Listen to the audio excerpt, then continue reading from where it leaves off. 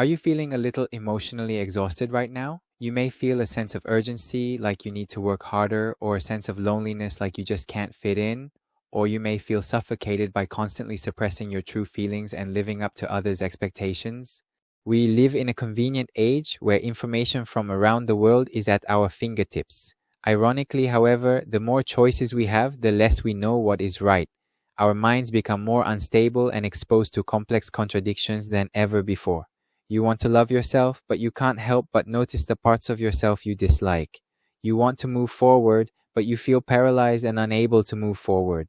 You're not alone in feeling torn apart by such contradictions. If you're looking for answers to help you escape your current pain, please watch this video to the end. In this video, I, who experienced depression in my 20s and now work as a psychologist dealing with numerous mental health issues, offer concrete insights from the perspectives of Zen and psychology on how to deal with inner contradictions. By watching until the end, you'll gain solid insights on how to let go of the desperate fight to change yourself, accept yourself as you are, and attain a quiet strength that remains unwavering in the face of adversity.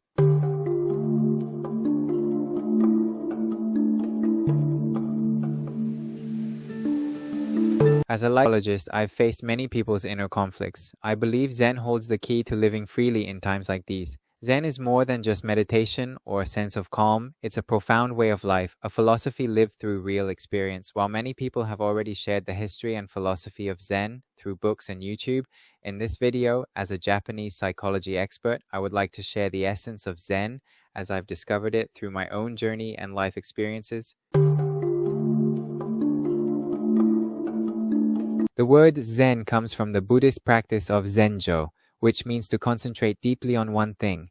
Zen originated in India, passed through China, and arrived in Japan during the Kamakura period. Why did the Japanese embrace Zen so deeply? It's because the Japanese practice Zen not simply as a religion, but as a part of their daily lives and culture. For example, when faced with the threat of death, samurai used Zen to calm their minds and remain in the here and now.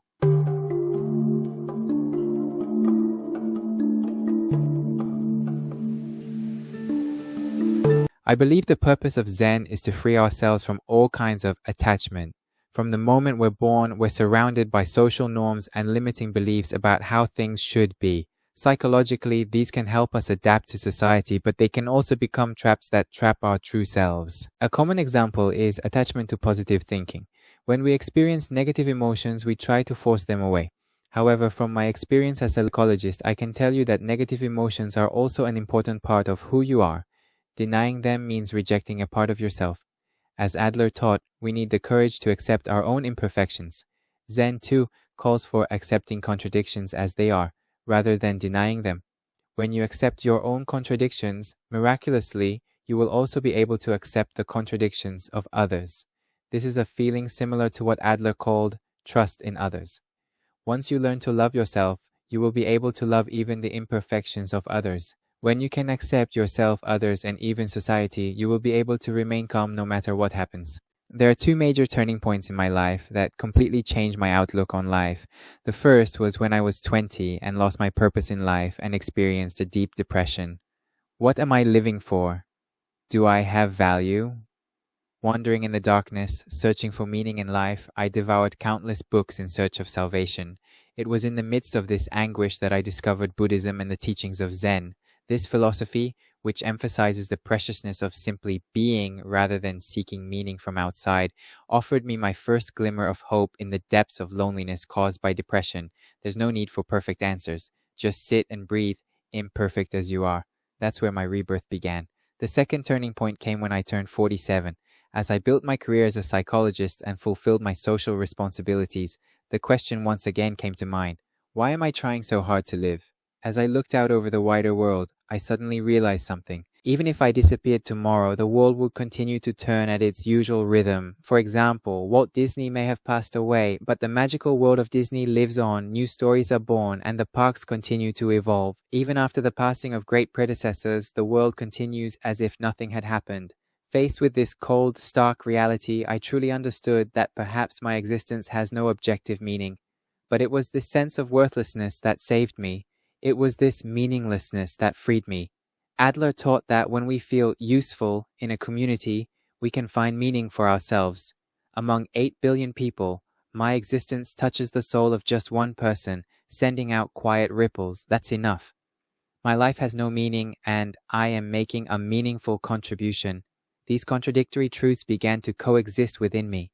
Once this feeling settled in my heart, I no longer needed to pursue validation from others or social success. Simply live as your true self. When I learned to allow my emotions and thoughts to remain as they are, without judging them, my mind no longer wavered. It was the moment I accepted everything as it was and stopped resisting it. Perhaps that was the moment I finally entered the gates of Zen, achieving integration both as a psychologist and as a person. The path of Zen has no end. Even now, at over 47 years old, I am still walking that path. It's not something special, it's about living your daily life consciously. As Adler described life as like dancing, it's not about reaching a destination, but about enjoying each step of the present moment. When you can fully accept your own contradictions, you will be able to love even the absurdities in the world. No matter what happens, your mind will remain calm and you will be able to focus on the present moment. I believe this is the quiet strength that Zen and psychology guide us to.